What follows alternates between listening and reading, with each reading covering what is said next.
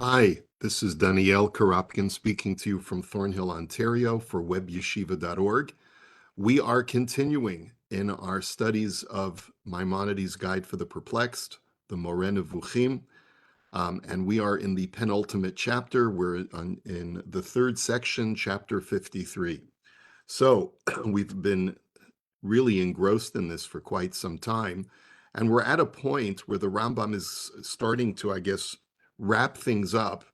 As he said at the beginning of chapter 51, from this point forward, he's not going to be teaching us anything new, but he's just going to be reformulating things that he's already taught us to make sure that we have a clear balance and an understanding of what he's trying to express. Remember that the Rambam is writing this work for a student of his who is extremely taken by philosophy.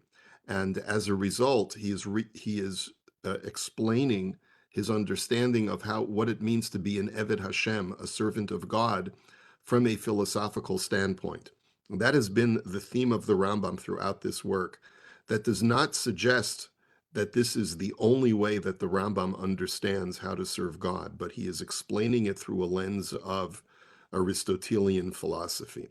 Okay, now that's going to be important when we learn chapter 53 and chapter 54, because as we've seen up until this point, the Rambam has been driving home, especially in these last few chapters, that ultimately the way that we serve God and the way that we conjoin or connect with God is through the intellect, is not through our actions, but through the intellect.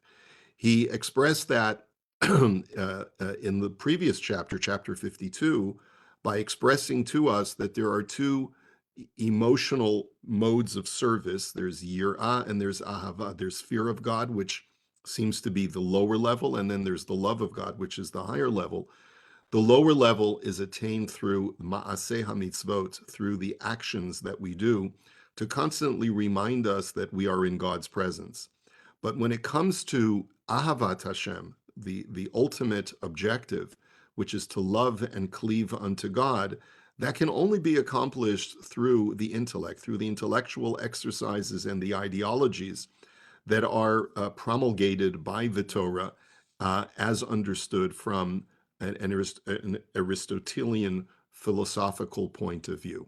So with that in mind, I'd like to share my screen. Let's take a look at our handout for today. As I mention almost every time, these handouts are available to download in one of two places. One is in the Facebook group, Shiur in Moreh Nevukhim, and I recommend that if you'd like to get updates about the shiur, uh, that you become a member of that Facebook group, although you don't have to. And then the second place is on the website webyeshiva.org, whose platform we are using in order to present this shiur.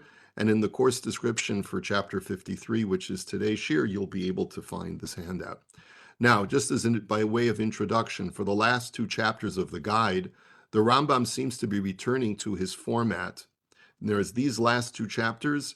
The Rambam starts with an interpretation of biblical terms in order to help us understand the ways of God.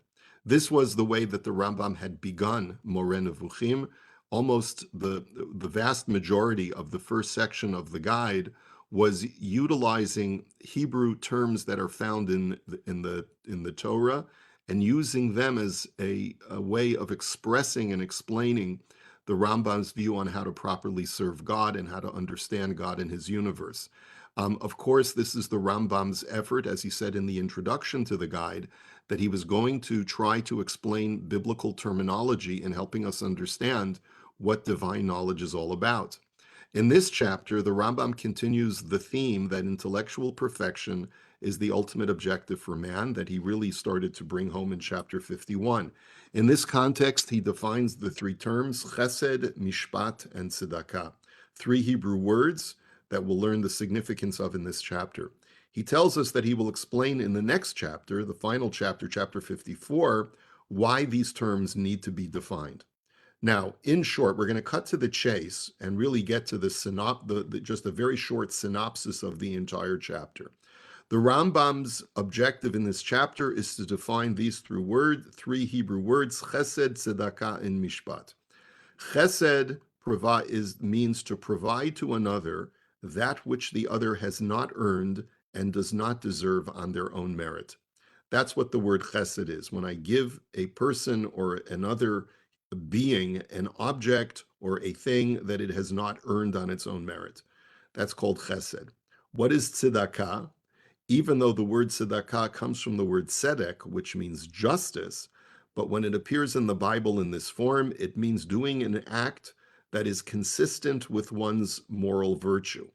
In other words, the reason why it's called tzedakah, an act of justice, is because it is consistent with who I am as a virtuous human being. The word describes the actor, not the object of the act. Unlike the other two words, chesed and mishpat, describe what happens to the recipient, the word tzedakah, according to the Rambam, is descriptive of the person who is acting. The person who is giving the charity, the person who is doing the act of kindness, is doing an act of tzedakah because he is being consistent and just with himself. He's being true to himself. And that's the reason why it's called tzedakah. The word mishpat is a just judgment, giving another what they deserve. In this sense, it is the opposite of the word chesed, whether it be benefit or punishment, and now we'll explain in more detail. So that's the opening, and that's the begin all and the end all of this chapter. Now let's just expand a little bit and understand what the Rambam means. So we'll break it down into three sections. Chesed. Chesed always means going to excess in either direction of good or bad. In most cases, however, it refers to an excess of kindness and benevolence. Now, we'll see in just a moment why this is relevant. The word chesed is a judgment-neutral word. Sometimes you can go overboard in kindness, and sometimes you can go overboard in other ways. So let's see what this means. Now, the Rambam says, I refer you back to my commentary in Pirkei Avot, in commenting on the Mishnah, in my Mishnah commentary, where I define the word chassid. Where does the Rambam do that? The word chassid is a person who does chesed. The Rambam had defined the term chassid in the 5th chapter of Pirkei Avot. And we have it here for you in English, which I got off Sefaria because the Rambam's Perush HaMishnayot was written in Arabic anyway, and it was translated into Hebrew. So it's just as good to read it in English. A pious man, a chassid, is the wise one who, when he has added to his virtue, meaning to say the dispositional virtues to the point that he inclines a little towards one of the extremes, as we have explained in the 4th chapter of our introduction to Pirkei Avot, known as Shmona Prakim, meaning his deeds will be greater than his wisdom. A chassid is a person who goes beyond what his wisdom tells him to do, because he has a benevolent heart. And because of this supplement, he is called a pious man, a chassid, as the increase of something is called chesed, whether that increase is for good or for evil. It can be good or evil that I do a chesed. I go overboard in giving of myself. The Rambam's definition of chesed certainly helps us understand the verse in Leviticus, which talks about the prohibition of arayot. There it talks about sibling incest, and the Torah calls it chesedhu. It calls it an act of chesed. Now, how is a brother having sexual intimacy with his sister defined as a chesed? And the answer is that chesed is going overboard in some way of giving of oneself to another in some excessive way. Usually that has a positive connotation, but it could also have a negative connotation if a brother, out of a desire to take care of his sister, seeks to be her husband as well. That, the Torah says, is going overboard, but not in a positive way. Now, generally, however, when we find it in the Torah, it is considered to be an act of benevolence. This benevolence can be of two kinds, says the Rambam. It can be benevolence to someone who has no deservedness at all to expect the gift, such as if I haven't yet created a being and I decide to create a being, that is the ultimate chesed, because there is nothing that uncreated being has done or has a reason to be created. There is, by definition, If that being doesn't yet exist, then it cannot deserve to be created. Okay. Now, or if I see someone who is abjectly poor, and there is no reason at all for me to help them because I have no association with them whatsoever, that's a type of benevolence that is called chesed. The second type of chesed is benevolence in excess to someone who deserves it, but not to that point of excess. In other words, it could very well be that if someone is a member of my family, they deserve to be treated in a certain way. But if I go above and beyond that and I do them an extra kindness, like a sibling who may be out on his luck and I have an obligation to make sure that he's supported, I may decide to do an additional chesed of making sure that he doesn't know that I'm the benefactor so that I don't embarrass him. And these are just examples. Okay, that's also a chesed. Now, in most cases in Tanakh, the former is meant, meaning that I bestow upon someone who has no deservedness whatsoever. Therefore, every benefit coming from God is called chesed, because God doesn't owe it to any of his creatures to give us anything. And that's why Isaiah says about all of God's acts, and this is a verse that the Rambam chooses from Isaiah 63, which starts with the word chesed and ends with the word chesed. Chasdei Hashem azkir tehilot Hashem, that I will recall God's acts of kindness when I give praise to God. Ka'al kol asher gimalanu Hashem, for all that he has bestowed upon us. V'rav tuv leveit Yisrael, especially there's been abundance of goodness to the house of Israel, asher gimalam kirachamav ucherov chasadav, who has bestowed upon them in his mercy and his great kindness. That's how we normally define the word chesed, as an act of kindness. Pines calls it loving kindness. I think you can just say the word kindness. All of existence came into being through chesed, since no creature was deserving of creation. Thus it says in Psalms 89, Ki amarti olam chesed yibaneh, that I say that the world is built on chesed. The very act of creation was the ultimate act of chesed. Regarding God's 13 attributes of mercy, he is known as Virav Chesed. That's one of the 13 attributes of mercy. For those of you who recite Slichot, you clearly know that. Virav Chesed ve'emet, right? Now, note that the commentary in the Chumash of Rabbi Avraham ben HaRambam, the Rambam's son, writes on those words that appear in Exodus chapter 34, Virav Chesed, Hamtzaat HaMetziut Kula, that he explains it in terms of the way his father explained it, that God is the ultimate giver of kindness because he brought everything into existence. Vahameuchar chesed mimenu. And, sorry, kula hamukdam vahamuchar. Everything that was early and late, everything that was first and last, everything within the sequence of existence comes from God. Chesed mimenu is a kindness from God. Kakatuv amarti olam chesed yibaneh, as it says, I have said that this world is built on chesed. So that's why the term is virav chesed. God is an abundance of kindness, not just kindness. It's very interesting that in the 13 attributes of mercy, the word virav only appears in the context of chesed. It doesn't say that God is rav emet. It doesn't say that God is rav rachum or rav chanun, or Rav Erech Apayim, and so forth. Just in terms of chesed, God is the abundant provider of chesed because he brought into existence things that didn't have any reason to exist. Okay, that covers the first term, chesed. Second term, tzedakah. It derives from the word tzedek, which means justice, as in tzedek, tzedek tirdof. You shall surely pursue justice, says the Torah. Justice implies either giving someone something that is rightfully theirs, like paying a worker for the work that they performed on that day, or two, giving something that is in accordance with your own moral virtue. We generally do not find the word tzedakah being used in the former sense, since paying a person the wages owed to him is not called tzedakah. It may be called tzedek. It's a just thing to do to pay someone when you owe them money, but it's not called tzedakah with the extra letter hey, which is the feminine conjugation of the word.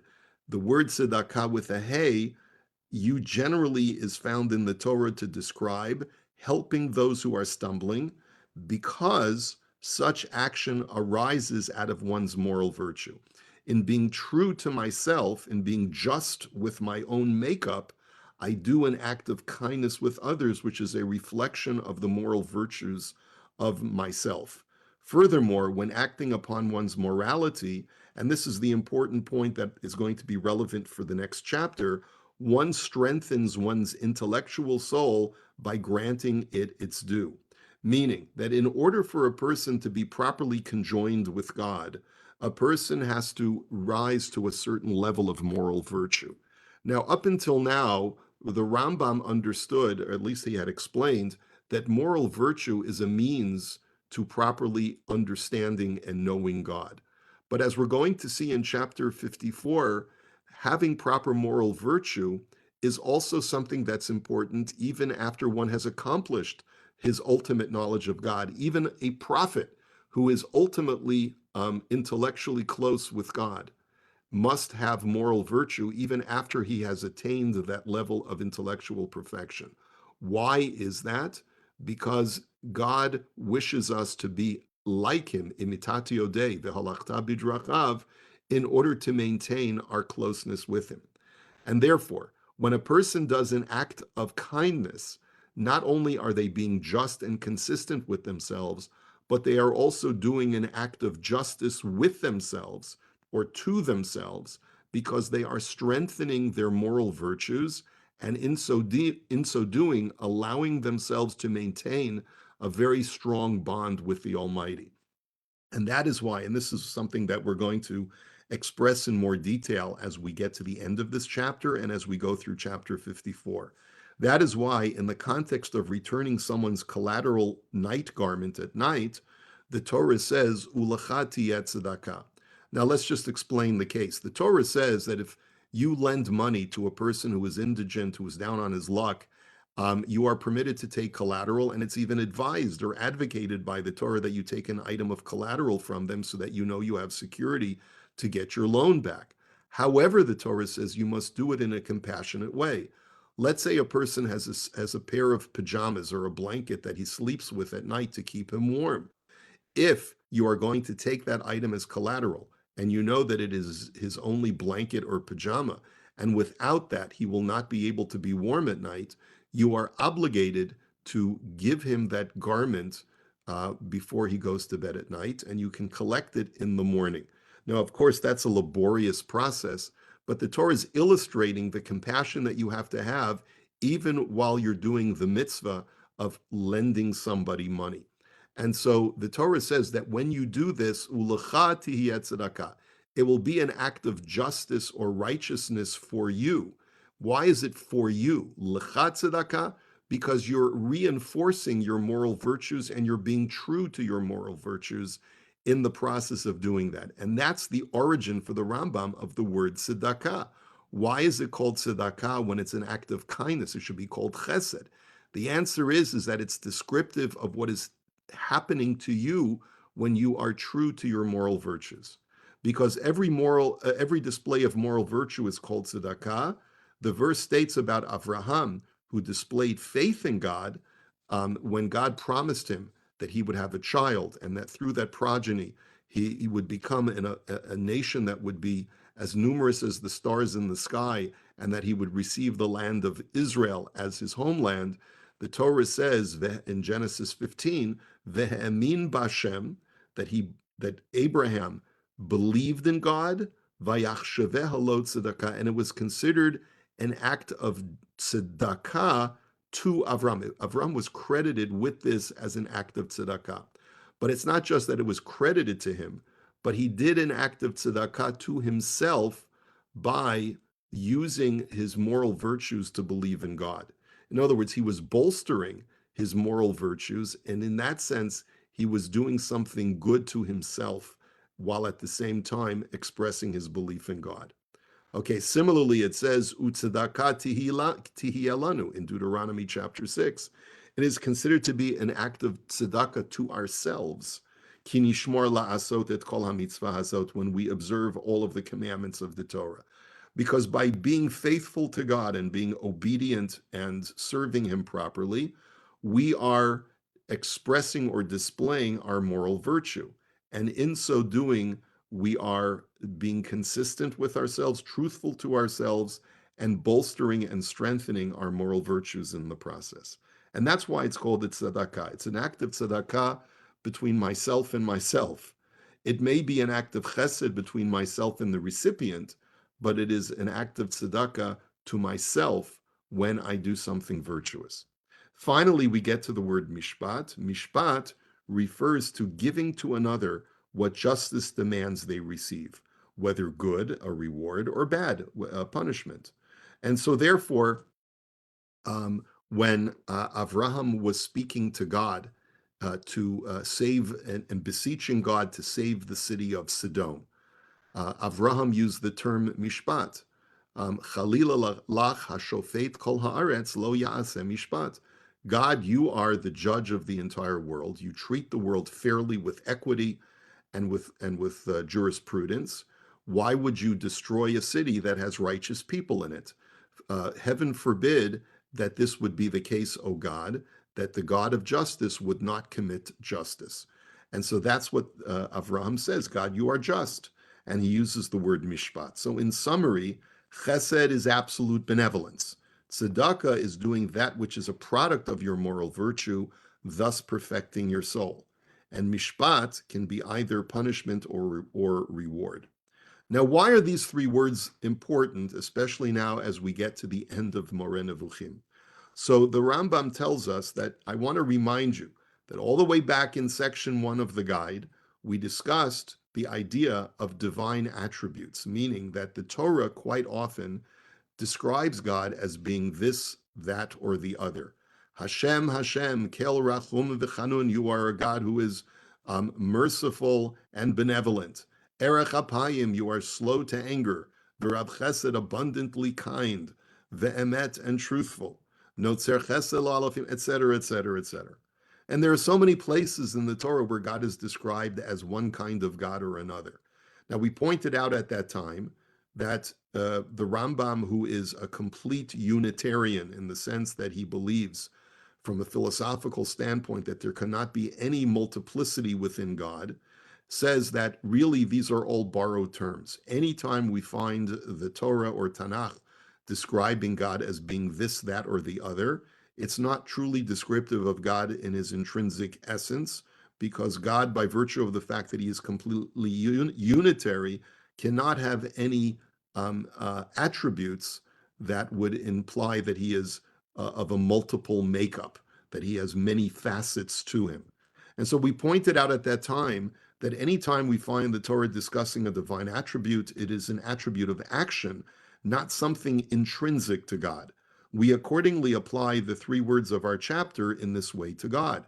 When the Torah talks about God as being an actor of chesed, an actor of tzedakah, and an actor of mishpat, it means that we only are describing how God manifests himself in this world, not how God truly is innately, intrinsically. So just to review, just very quickly, to review some of the ideas that brought the Rambam to say that, I'm just quoting from some of our notes from chapter 53 of section 1. He wrote there that Tanakh itself, when read simply, implies divine attributes, just as the Torah, when read simply, implies corporeality. Just as the Torah says that God took us out of Egypt with a strong arm, we know that that cannot be taken literally, because God does not have any physical form.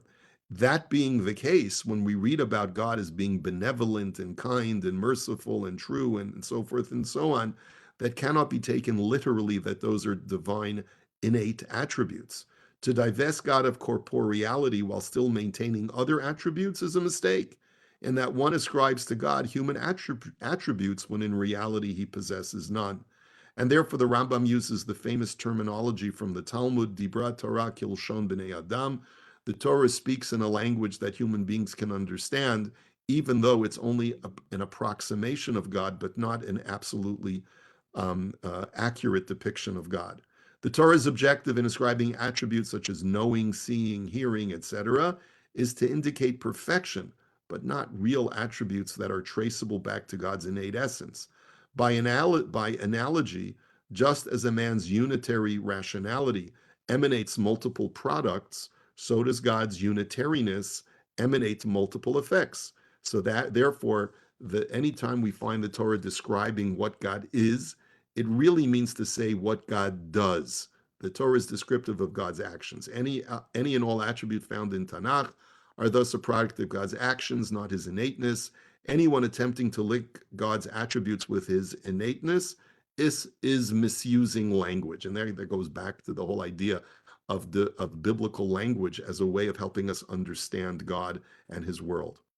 So therefore, with that introduction, we now understand that anytime we find the word chassid in the Torah as describing God as a pious person, he is called a chassid, not because he is innately a being of kindness, but rather because he has brought everything into being from nothing, meaning that God is the bestower of Rav Chesed, of ultimate kindness, of bringing things into existence that didn't deserve to be created.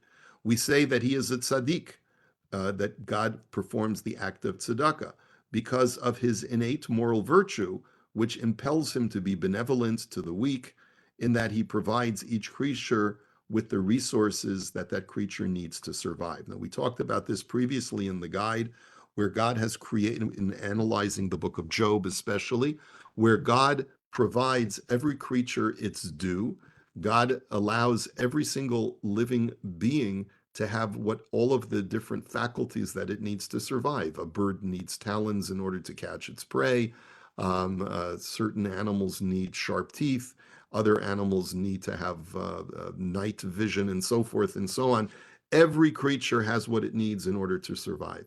And so therefore, because God, by his very definition, can only do good, God is called a tzaddik, because when we look at the way he acts in this world, he is doing those things that if a human being were to do them, we would call that person a tzaddik. When we say that God is a shofet, that he is the performer or the actor of Mishpat, it is because we are witness to relative good things and relative bad things in the world, which emanates from God's Mishpat based on his divine wisdom. We see that there are people who suffer in life. We see that there are people who prosper in life. And even though we don't always see the justice in that system, but many times that justice is discernible, and therefore we call God the shofet. These are appellations of God that are found in Scripture. And as we mentioned before, when Abraham was beseeching God to spare the people of Sodom, he said, Chalila lecha lahamit tzadikim rasha, that it would be so profane for you, God, to kill the righteous and the wicked in the same breath, to treat the wicked and the righteous equally. And therefore, Chalila lach, it would be profane for you, God, Hashofet kol haaretz, who judges all the earth, lo ya'aseh mishpat, to not do an act of justice. Okay? We also find that God is called a tzaddik. In the Song of Ha'azinu in Deuteronomy chapter 32, God is El Emunah Ve'ein Avel. He is a God that is faithful without any perversity. Tzaddik v'yasharhu.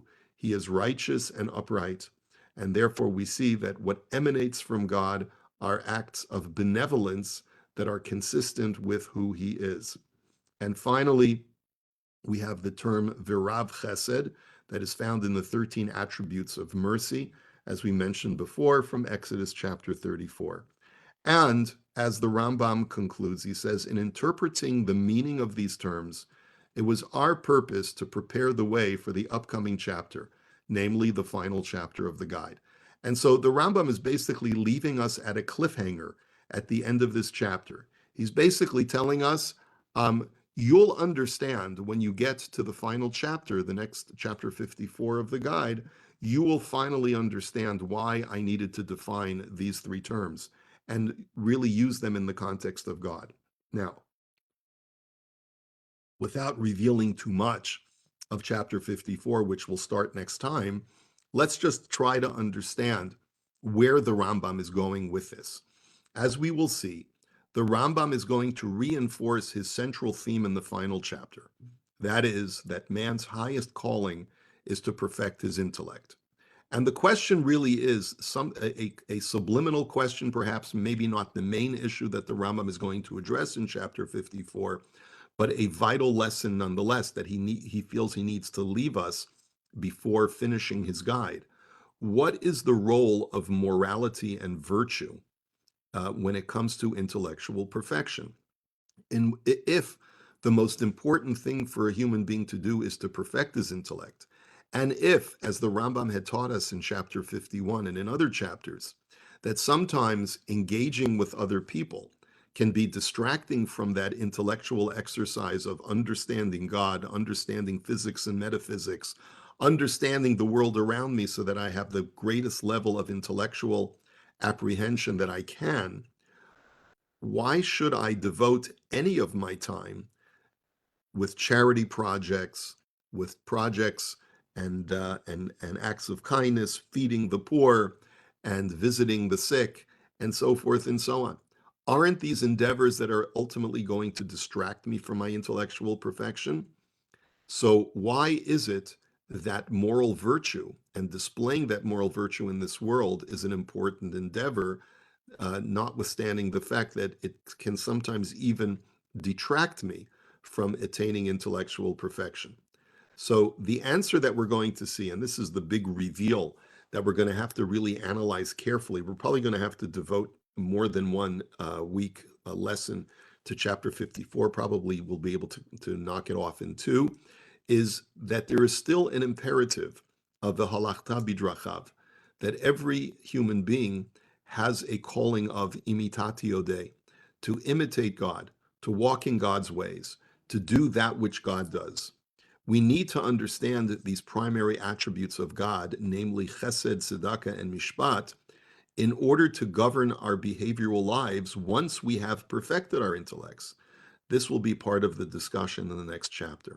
And as we'll see, the Rambam is not prepared to tell us to sacrifice our intellectual growth for the sake of Chesed and for the sake of Tzedakah and for the sake of Mishpat.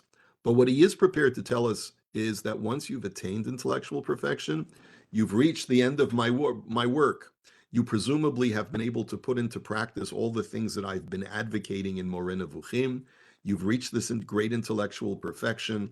Now, all you have to do is just spend your whole day meditating and spending your days in solitude in a monastery and just continue your life meditating away and minimizing any bodily action, minimizing any interaction with any human being. Right? Right, Rambam? Isn't that the logical conclusion that you're bringing us towards? The Rambam concludes the Moreh by saying, wrong. There is still an imperative for every human being to exercise in physical action Chesed, Tzedakah, and Mishpat. And why that is? Because these are things that God models for us in this world. And if we don't perform Chesed, Tzedakah, and Mishpat, then we are failing in our directive of being as close to God as possible. Because one of the ways of maintaining our closeness to Hashem is through imitating and emulating God. So that's where the Rambam leaves us off. I've sort of revealed to you something that he himself did not reveal at the end of this chapter, why these terms are relevant and why he needs to define them towards the end of the guide. But I just didn't want us to leave at a cliffhanger. And I think that with this, I'll close my my screen share. Any comments, any questions at this point? We have a minute or so, if you like, for questions or comments. Anybody? I had written a question in the chat to you as Ah, well. okay. Sorry for not Yeah, seeing it. that's right. I was really trying to understand as you describe the benefits, that some of these attributes have benefits to other people and some are benefits to us. And I was wondering when it comes to Hakarsa Tov, is Hakarsa Tov for our benefit that we're grateful or that we're grateful to the other person for that the other person should benefit, say, oh, I'm so glad that I was able to give, and I'm just simply acknowledging that they've given and they feel like this has been a benefit to them. How do Right, we understand that? So I think that when you consider what the Rambam has taught us in this chapter, Every virtuous act is both effective to the other and reflexively beneficial to the self as well. Every act is like that. In other words, the distinction that the Rambam is making between Chesed and Tzedakah is not the ultimate action itself. So, for example, when I give $1 to a poor person, I'm performing an act of Chesed, and at the same time, I'm performing an act of Tzedakah. Why do you have two words to describe the very same action? Because one describes how the other is affected, they receive a chesed, and the other one is descriptive of what happens to me as a result of that benevolence. Okay, so in effect, what the Rambam and Mishpat is, when I do an act of Mishpat and I judge things fairly, I'm also doing tzedakah to myself because I am being consistent with that aspect of truth and virtue of being fair with all of God's creatures. So that also would be considered an act of tzedakah. So therefore, ultimately, any other thing that I do, whether it be hakarat hatov or any other kind act that I do to help someone else, I'm also doing an act of tzedakah with myself in the process. Okay. All right. So we'll hold it. Yeah. Sorry. Did I answer your question? It did. I wonder if I could ask just a follow up to that. You told me when Sure. you to stop, and I know your time is limited.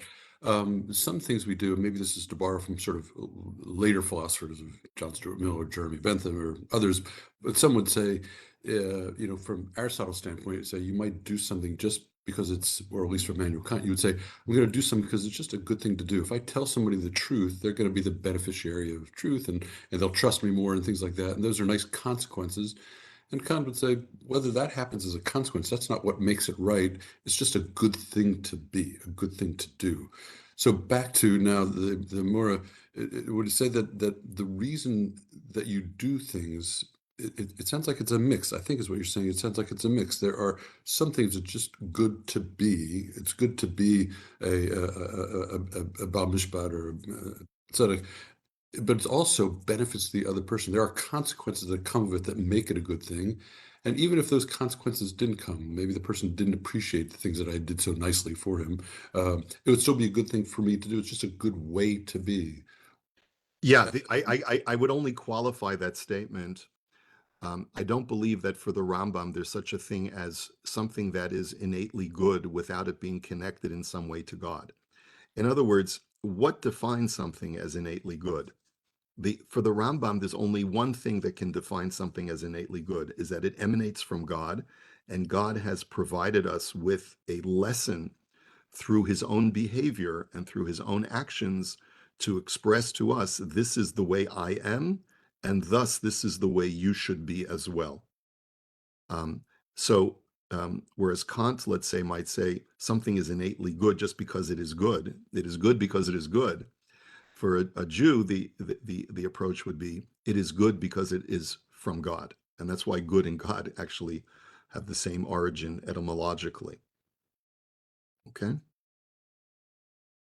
All right. Thank you so much for your participation. And we'll, Bezrat Hashem, begin chapter 54, the last chapter of the guide next week. Take care, everybody.